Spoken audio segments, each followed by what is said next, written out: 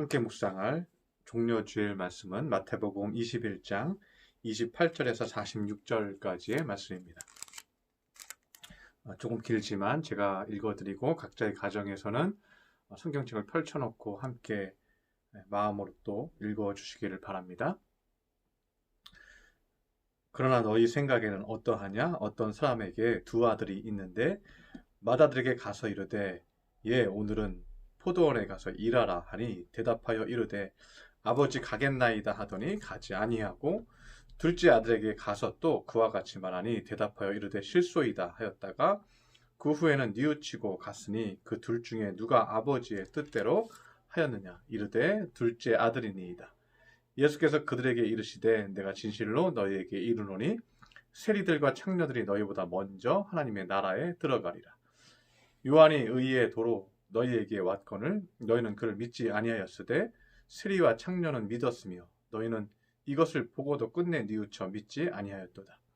다른 한 비유를 들으라. 한 집주인이 포도원을 만들어 산 울타리로 두르고 거기에 즙자는 틀을 만들고 망대를 짓고 농부들에게 새로 주고 타국에 갔더니 열매를 거둘 때 가까움에 그 열매를 받으려고 자기 종들을 농부들에게 보내니 농부들이 종들을 잡아 하나는 심히 때리고 하나는 죽이고 하나는 돌로 쳤거늘 다시 다른 종들을 처음보다 많이 보내니 그들에게도 그렇게 하였는지라. 후에 자기 아들을 보내며 이르되 그들이 내 아들은 존대하리라 하였더니 농부들이 그 아들을 보고 서로 말하되 이는 상속자니 자 죽이고 그의 유산을 차지하자 하고 이에 잡아 포도원 밖에 내쫓아 죽였느니라. 그러면 포도원 주인이 올 때에 그 농부들을 어떻게 하겠느냐? 그들이 말하되 그 악한 자들을 진멸하고 포도원은 제때 열매를 바칠 만한 다른 농부들에게 새로 줄지니이다. 예수께서 이르시되 너희가 성경에 건축자들이 버린 돌이 모퉁이의 머릿돌이 되었나니 이것은 주로 말미암아 된 것이요 우리 눈에 기이하도다 함을 읽어본 일이 없느냐? 그러므로 내가 너희에게 이르노니 하나님의 나라를 너희는 빼앗기고 그 나라의 열매를 맺는 백성은 받으리라. 이 돌 위에 떨어지는 자는 깨지겠고 이 돌이 사람 위에 떨어지면 그를 가루로 만들어 흩으리라 하시니 대제사장들과 바리새인들이 예수의 비유를 듣고 자기들을 가리켜 말씀하심인 줄 알고 잡고자 하나 무리를 무서워하니 이는 그들이 예수를 선지자로 알미었더라. 아멘. 오늘은 종려 주일입니다. 우리가 각자의 가정에서 예배를 드리고 계시는 분들도 있지만 오늘 말씀을 통해서 여러분들 귀한 하나님의 뜻을 깨닫는 시간이 되시기를 바랍니다. 예수님은 오늘 새끼 나귀를 타고 예루살렘 성에 입성하셨습니다. 그리고 백성들이 겉옷을 깔고 종려나무 가지를 흔들면서 예루살렘의 성전 입성을 환영하며 드디어 이스라엘을 구원할 왕이 오셨다 하면서 즐거워하며 예수님은 성전 안으로 들어가게 됩니다.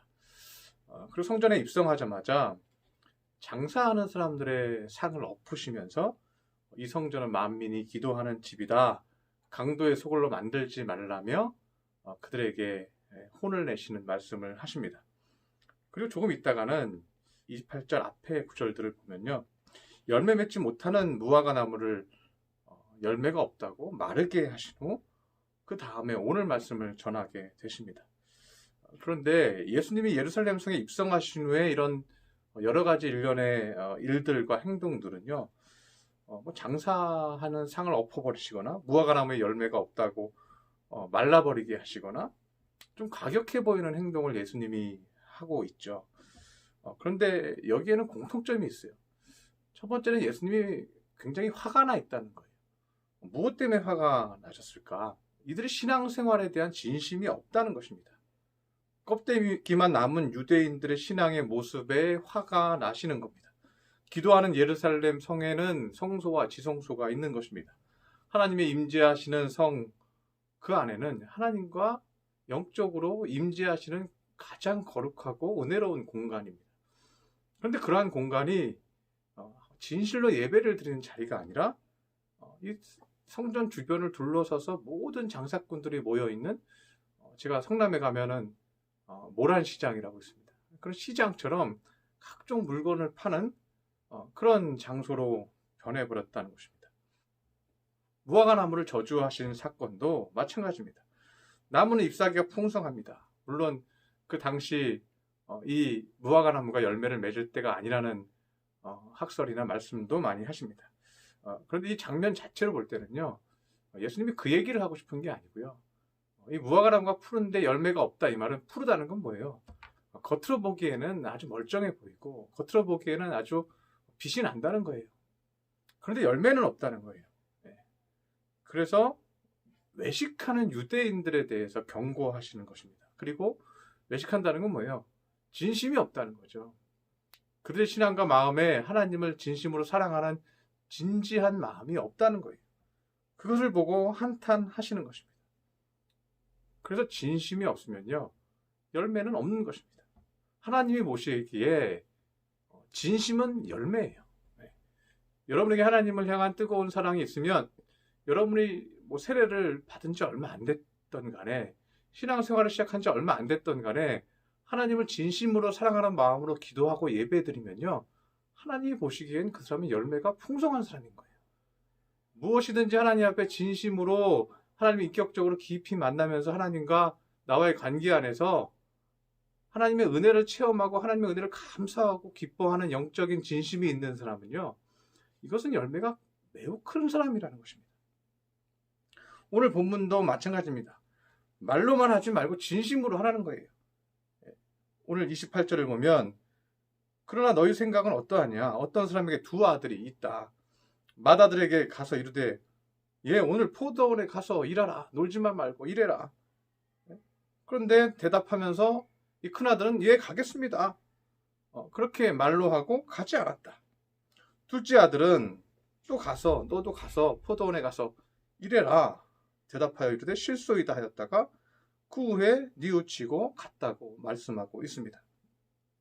아버지가 포도원에 가서 일 좀 해라, 놀지만 말고 그랬던 형은 이 아버지 잔소리가 싫은 거예요. 아버지 빨리 알겠어요 제가 가서 꼭 일할게요. 그러니까 아버지 빨리 내보낸 거죠. 그리고 안 가고 놀아버린 거예요. 그런데 둘째는 안 간다고 말을 합니다. 왜 그랬을까?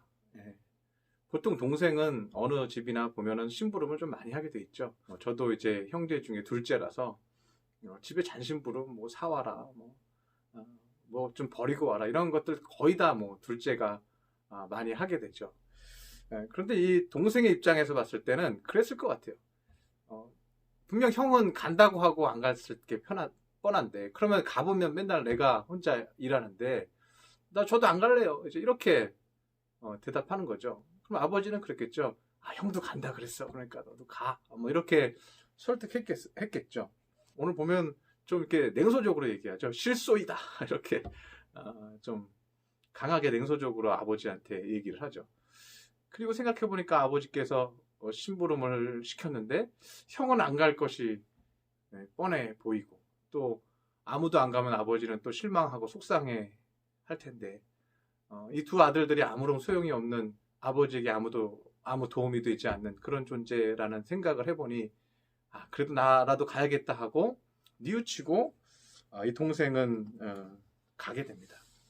마음을 돌이켜서 상황 파악을 하고, 아버지 마음을 파악하고, 아버지의 속상함을 파악하고, 그래도 나라도 기쁨이 돼야지 하는 생각을 하고, 누가 가서 그 일을 했냐 이겁니다.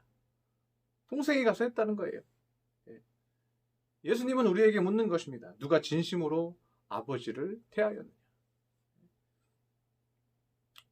유대인들은 어땠습니까? 하나님 앞에 진실한 척, 예배를 잘 드리는 척, 기도하는 척, 말씀 잘 보고 순종하는 척, 겉으로는 하는 척을 했습니다. 그런데 그들에겐 진심이 없다는 거예요. 그래서 예수님이 31절에 말씀하고 있습니다. 둘 중에 누가 아버지의 뜻대로 하였느냐? 이르되 둘째 아들이니이다. 예수께서 그들에게 이르시되 내가 진실로 너희에게 이르노니 세리들과 창녀들이 너희보다 먼저 하나님의 나라에 들어가리라. 예수님은 세리와 창녀들은 겉으로 보기에는 가장 고통받는, 가장 열악한 지옥에 떨어질 것 같이 생각할지 모르지만 세리와 창녀들이 너희보다 천국에 먼저 들어갈 것이다. 이것은 죄의 문제가 아니라는 거예요. 진심의 문제라는 거예요. 진심으로 뉘우치는 것의 문제지 죄가 커 보이고 많아 보이고의 문제가 아니라는 거예요. 유대인들은 겉으로 보기에는 죄가 많아 보이지 않습니다. 율법을 다 지킨다고 말합니다. 은혜로워 보입니다. 말씀도 많이 알고 지혜도 있고 지식도 많습니다. 그래 보입니다. 그래서 그들은 뉘우치지 않습니다. 돌이키지 않습니다. 내가 맞다고 생각합니다. 그런데 이러한 자들은 천국에 들어갈 수 없다는 거예요. 그런데 이 세리와 창녀들은 자신들의 죄를 알고 뉘우치고 회개하고 진심으로 주님을 바라보고 천국을 더 먼저 체험하고 맛본다는 겁니다. 그러면 진심이란 무엇인가? 레리 넬슨이라는 골프 선수가 있습니다. 골프 공을 치는데 이제 몇 개의 공만 잘 집어넣으면요 우승을 하는 거예요. 실수하면 우승을 못하고 이번에 몇 개만 두세 개만 잘 집어넣으면 우승을 하게 되는 거예요. 레리 넬슨은 갑자기 공을 치는 것을 멈추고 하나님 앞에 기도하기 시작합니다. 그리고 기도를 열심히 하고요. 공을 쳤는데 공이 잘 들어갔어요. 그래서 그 대회에서 우승을 하게 됩니다. 그러자 친구가 달려와서 축하해주면서 이 레리 넬슨에게 물어봤습니다.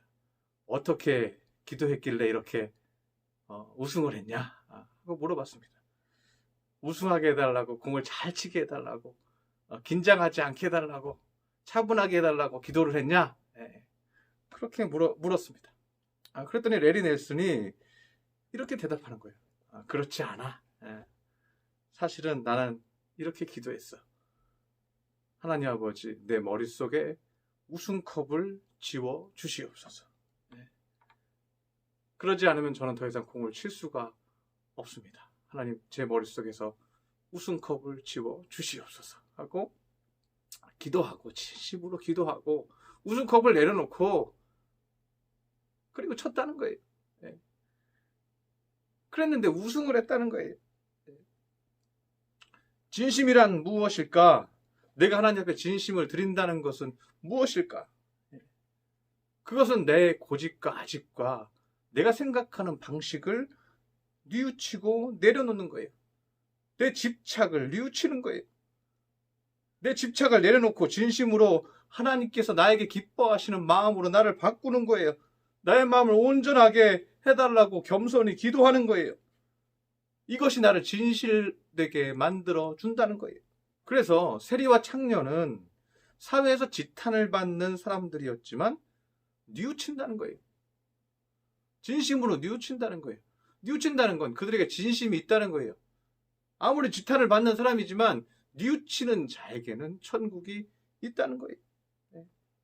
이 말은 자신의 삶을 반성하고 자신의 마음을 온전하고 거룩하게 겸손하게 하나님 앞에서 만들었다는 것입니다. 이것이 진심입니다. 릭 워렌 목사님은 목적에 이끄는 삶에서 이런 말을 합니다. 하나님은 우리가 무엇을 하는지보다는 어떤 사람인지에 더 관심을 두신다. 사람은 그 존재 자체로서 중요하며 하나님은 우리의 직업보다는 우리의 성품을 더 많이 생각하신다. 하나님은 우리가 무엇을 하는지보다 어떤 사람인지에 대해서 관심을 더 가진다는 거예요. 여러분이 무엇을 하는지에 대해서 거기에 대해서 관심을 갖는 게 아니에요. 여러분이 어떤 중심을 가지고 있는 사람인지 어떤 진심을 가지고 있는 사람인지 그것을 첫 번째로 그것을 먼저 보신다는 거예요. 그것을 보시고 그 사람에게 긍휼을 베풀어 주신다는 거예요. 그래서 우리는 무엇을 잘하는 사람이 되어야 하는 것이 아니라 우리의 본질이, 우리의 근본이, 우리 마음 가운데 있는 진심이 하나님 앞에 기뻐하는 사람이 되어야 한다는 것입니다. 예수님은 오늘 또 하나의 비유를 말씀하십니다. 포도園주인과 그 농부들에 대한 비유입니다. 농부들에게 포도밭을 전세로 주고 타국에 가서 생활을 합니다. 열매를 거둘 때 그 열매를 받으려고 종들을 보냅니다. 이 열매를 받으려고 종들을 보내는 건 이제 세를 받는 거죠. 세로. 원래는요, 이 농부들이 새를 보내야 되는 거예요. 주인한테. 예. 자기 농부들 일꾼 중에서 몇 명을 시켜서 그 새를 보내야 되는 거예요. 그러니까 안 보내니까 어떻게 된 거예요? 안 보내니까 이 주인이 타국에 있다가 자기 종들을 보내서 새를 받아오도록 한 거예요. 포도를 받아오도록 한 거예요. 그런데 이 농부들이 주인의 종들을 때리고 죽이고 고통을 줍니다. 주인은 이 소식을 알고 더 많은 종들을 보냅니다. 그런데 그들도 때리고 죽이고 고통을 줍니다. 주인은 또 참고 이번에는 아들을 보냅니다. 그런데 그 아들을 죽여버립니다.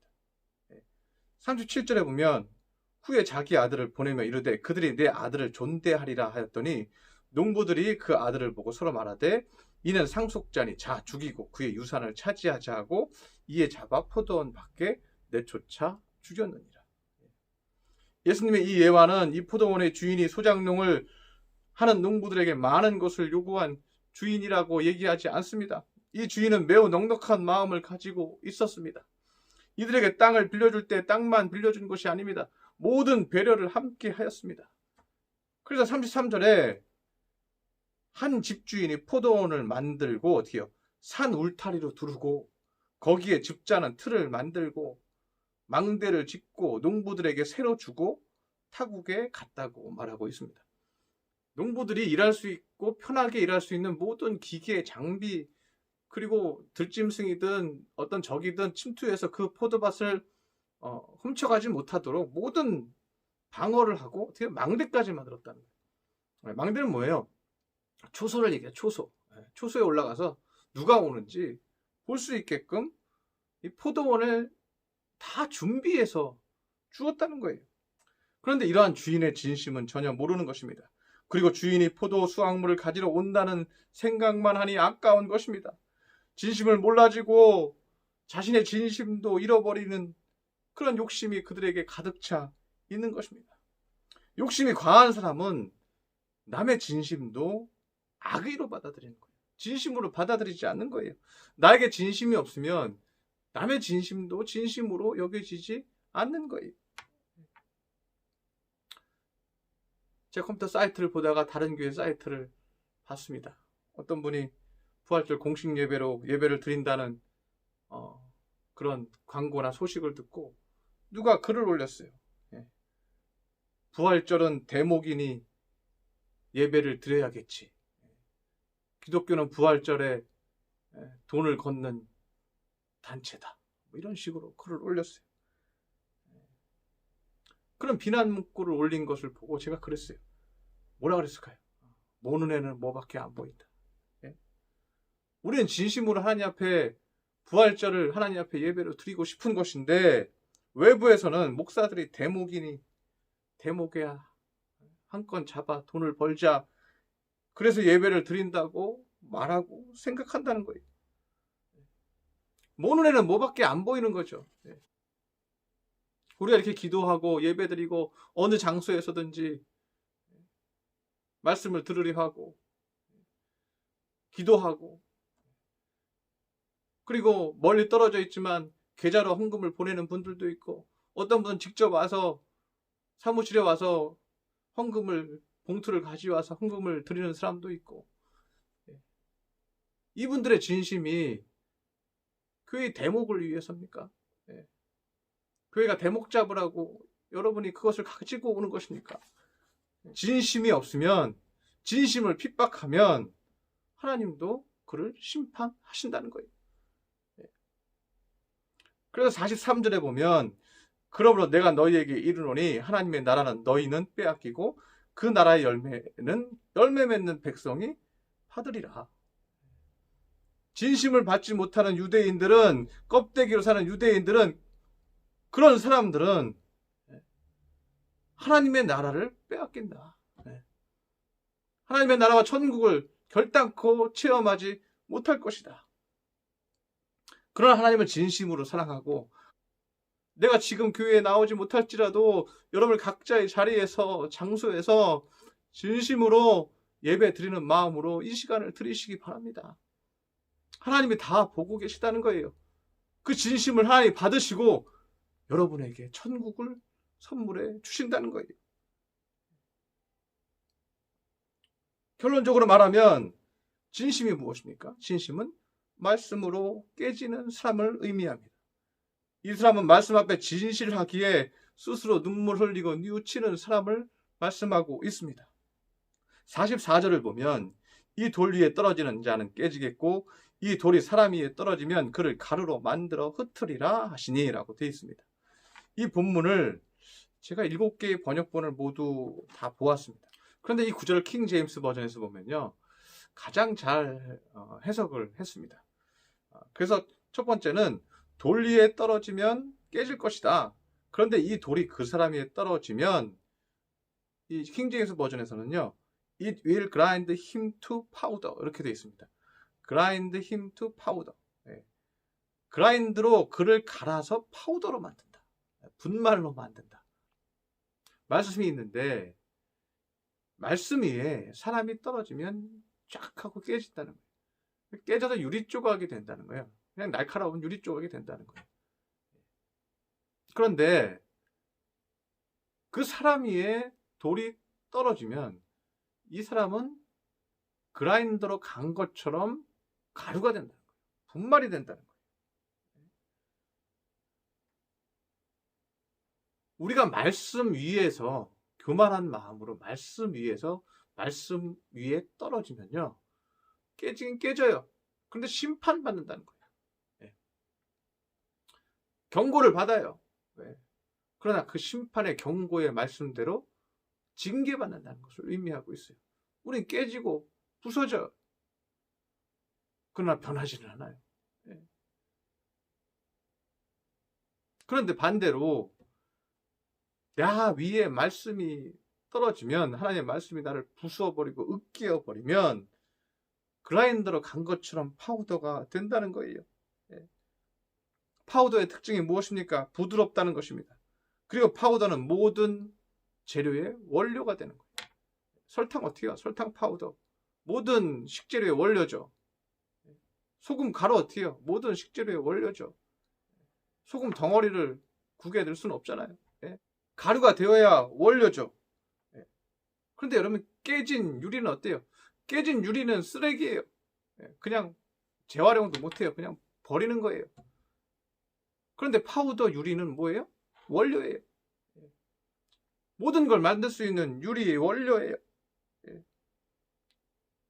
예수님이 예루살렘에 입성하셨다는 것은 우리의 마음이 그리스도의 성전이라고 얘기했기 때문에 예수님이 우리 안에 들어오시는 거예요.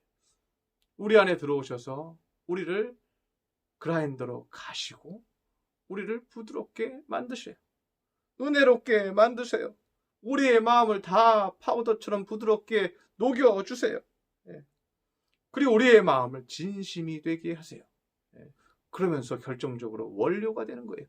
하나님이 쓸 수 있는 모든 일에 쓰실 수 있는 일꾼이 되는 거예요. 제가 지난주 금요일 C.S. 루이스의 기쁨의 하루라는 책에서 하나의 예화를 말씀드렸습니다. 지저분한 사람은 두 가지가 있다. 목욕하고 싶은데 지저분한 사람. 일을 막 하고 왔어요. 목욕을 막 하고 싶어요. 땀 흘렸죠. 먼지가 묻었죠. 목욕을 하고 싶은데 목욕을 할 수가 없는 상황이에요. 그래서 지저분해졌어요. 그래서 지저분해 보여요. 이런 사람이 있어요. 또 한 사람은 씻기 싫어서, 목욕하기 싫어서 지저분한 사람. 이 사람이 있다는 거예요. 겉으로 보기에는 똑같아 보여요. 둘 다 지저분해요. 그런데 한 사람은 간절히 씻기 원해요. 그런데 한 사람은 씻기를 싫어해요. 씻기를 원치 않아요. 이것이 어떻게 같은 사람이냐는 거죠. C.S. 루이스가 말하는 것은 이 사람들은 같은 사람이 아니라는 거예요. 겉으로 보기에 똑같지만 그 마음의 진심은 다르다는 거예요. 우리는 각자의 인생을 걸어갑니다. 그런데 중요한 것은 우리의 진심이 어디에 있느냐는 겁니다. 요한복음 4장 23절에 보면 이렇게 얘기합니다. 하나님은 영이시니 예배하는 자가 신령과 진리로 예배할지니라. 하나님이 우리에게 원하시는 것이 무엇이에요? 하나님은 어떤 자들을 찾는 거예요? 예. 참으로 참되게 영과 진리로 예배하는 자를 찾으시느니라. 하나님은 영이시기 때문에 예배하는 자는 신령과 진리로 진실함으로 예배해라. 예. 주님이 예루살렘 성전에 입성하셔서 상을 엎으시고 무화과 나무를 저주하고 1년에 들어오셔서 한 모든 행동은요, 진심이 없다고 말하는 거예요. 너희에게 진심이 하나도 없다. 하나님 우리에게 원하시는 것은 무엇입니까? 여러분의 마음을 두드리시면서 원하시는 일이 무엇입니까? 우리 찬송가에 있잖아요.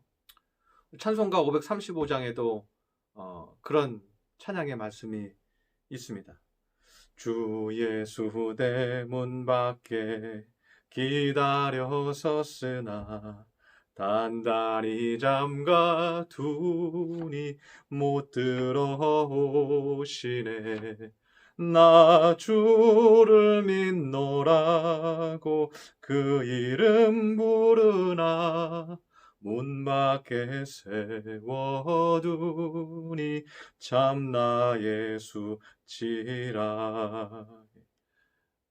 여러분 이 찬양은요, 그 계시록 3장 20절에 라오디게아 교회에 보낸 편지에 있는 가사를 그대로 옮겨 나온 거예요. 계시록 3장 20절입니다. 볼지어다 내가 문 밖에 서서 두드리노니 누구든지 내 음성을 듣고 문을 열면 내가 그에게로 들어가 그와 더불어 먹고 그는 나와 더불어 먹으리라.